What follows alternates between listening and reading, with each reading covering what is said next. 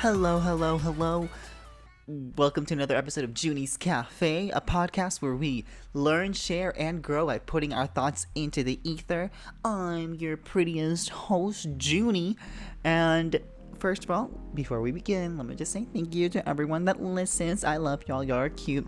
If you're subscribed to this channel, you're part of the Cool Kids Club, actually, and you're really cute.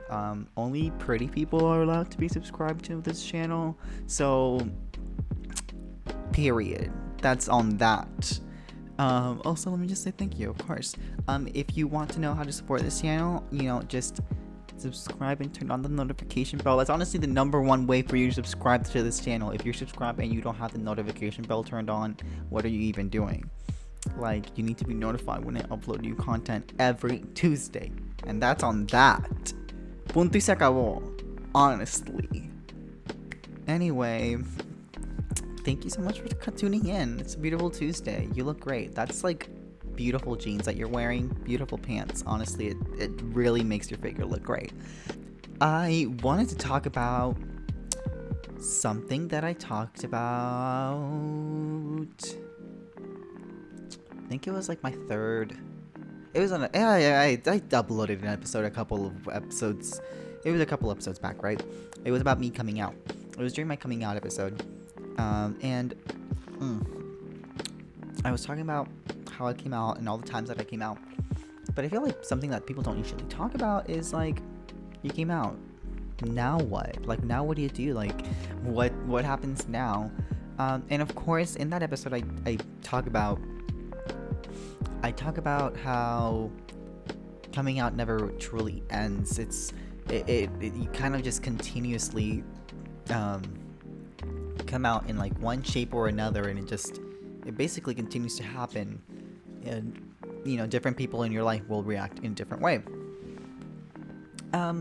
So like, I could just basically say, okay, you came out, now that's it, now you just have to like live your life. But it's not that simple. Maybe it should be that simple, but in reality I feel like there's more factors and more layers to unwrap to that, especially when it comes to your dynamics that you have with your friends and your family and stuff like that. Let's say, for example, I have some family, no family that I'm extremely close to, right? That haven't been historically very progressive, and of course I don't talk to any of them, I don't really talk to them in a regular manner. And that it's like, before I even came out, I already knew that I wasn't going to be talking to them, and I just came out and I didn't even tell them, because I didn't come out to them because they weren't important. But I did come out on Facebook, so like my whole family saw it. So even the family that was blocked, I'm assuming they figured out a way to see it. And I think that's part of it. I think that's something that, obviously I feel like that's something that people talk about, is like, oh, well, what if you come out and your family doesn't support you? Thankfully, I'm pretty privileged that I was in a place where I received lots of support. But that's because I'm in a place where I'm not at risk to be kicked out of my home, or at risk of like being put into a dangerous situation. For example, I haven't really come out at work. A lot of my workmates do. I say workmates. The proper word is coworker. The people that I work with, some of them know because I'm friends with them on Facebook. But for example, my boss, she doesn't know, and they still refer to me by my middle name, which is my legal middle name. I don't go by my first name. No one refers to me by my first name. And if you know me and you call me by my legal first name, I will not talk to you. I will not respond to you. But at work, I go by my legal middle name, and that's fine, because that's like the situation where where I stated, and I go by that. But the people that I work with, when they found out that I came out, they were like, "Hey, do you want to go? Would you prefer to go by Junie, or would you like to go by the what we've been calling you all along?" And it's like, and I really thought about it, and I was like, honestly, for now, for my own safety, I would prefer, at least in situations where it's public, primarily the global chat. We have like a group chat where everyone is involved, because we all work from home. It was like, just continue to call me by what you've been calling me, and everyone that knew me, that knows me like outside of work, asked me that. It was really just mostly 4 people, and yeah, I think, yeah, it was mostly just 4 people that I work with that saw that, and they were like, "Hey, what would you like for us to call you?" And they were really nice about it. But that being said, I couldn't really just go out and be like, "Hey, by the way, this is the name that I go by now, and these are the pronouns that I go by now." Not because I don't feel like my workplace is, like, not that I feel like they would be disrespectful about it, but I just really don't feel like part of their whole like thing, and something that I should have mentioned in my, and I don't know if I mentioned it, but I should have, on my capitalism episode, and it's that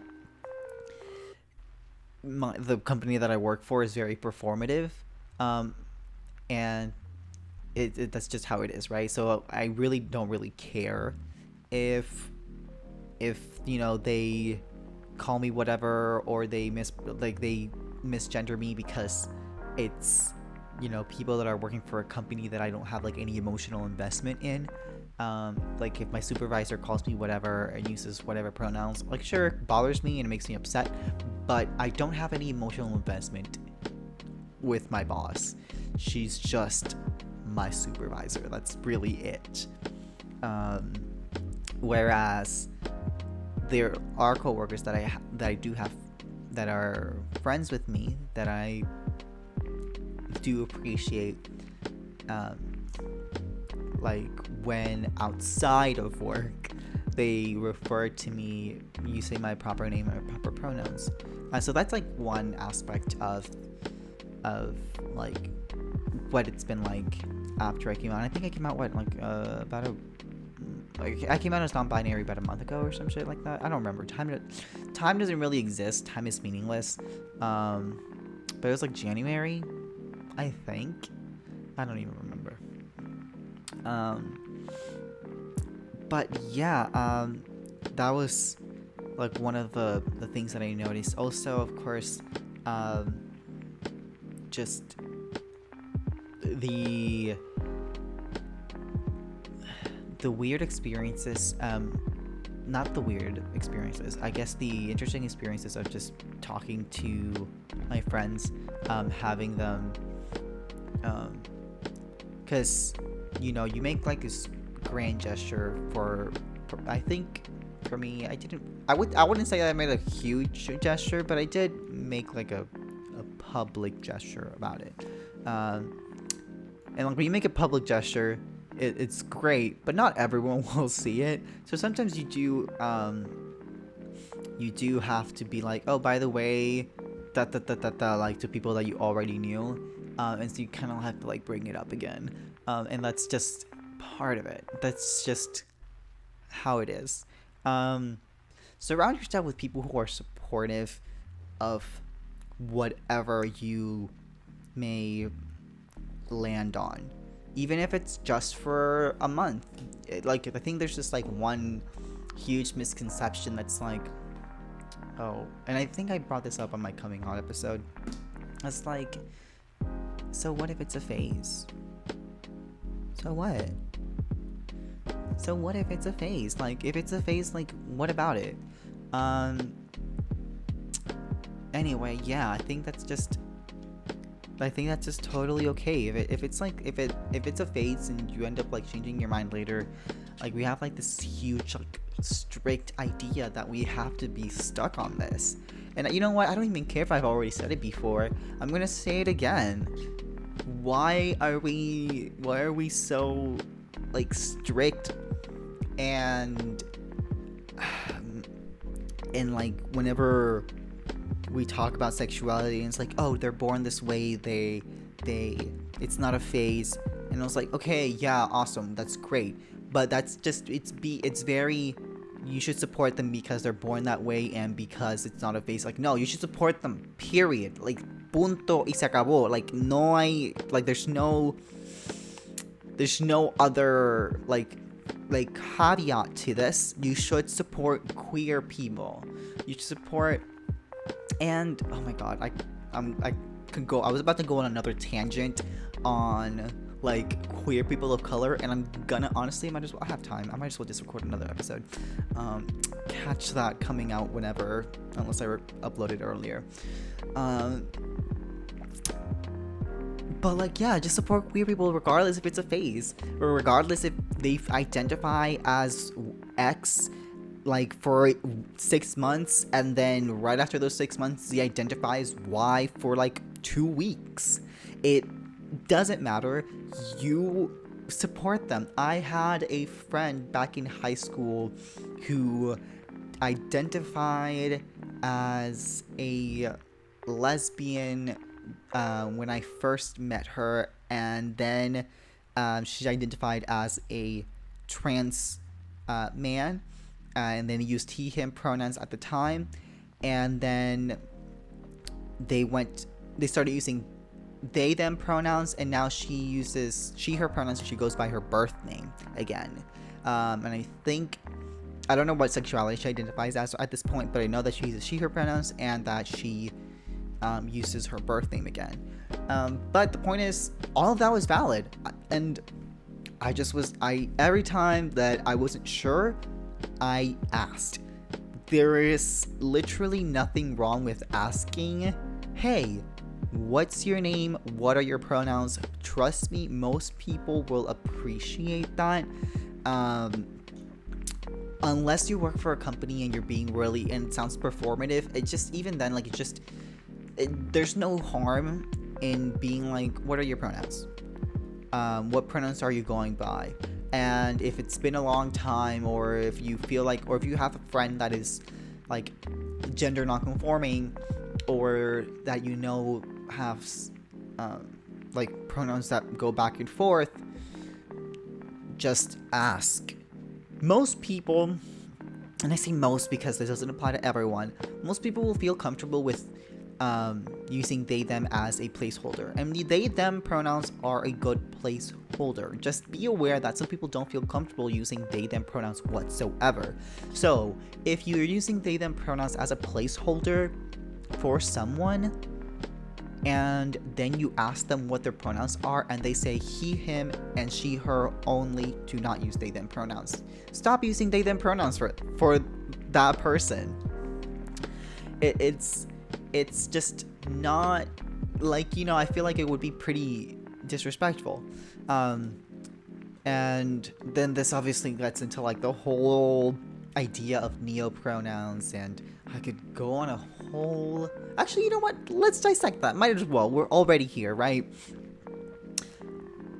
Why are we getting upset about neopronouns?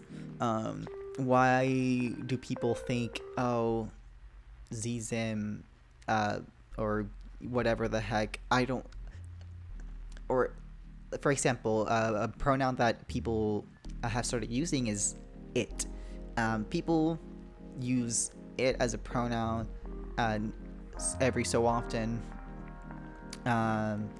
and that's valid, I'll be quite honest. For the longest time, I didn't really understand neopronouns. I also didn't understand. I didn't understand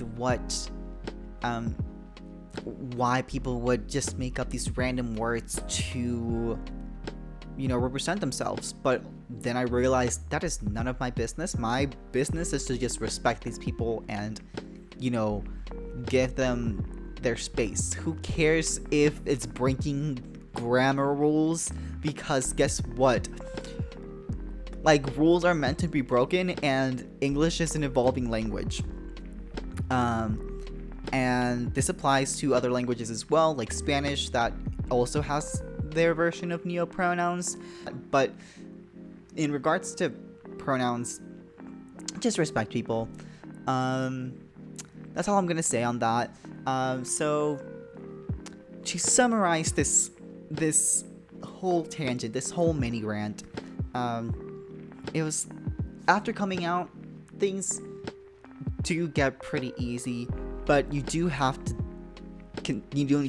tell people that you care about, even if they don't know. And if someone has come out to you, just don't be scared to ask them for what their pronouns are. This was, again, really messy,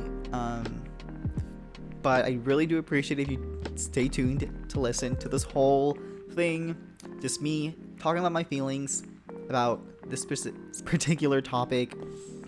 I would love to hear your thoughts on this, how you feel, how your coming out experience was after the fact, not...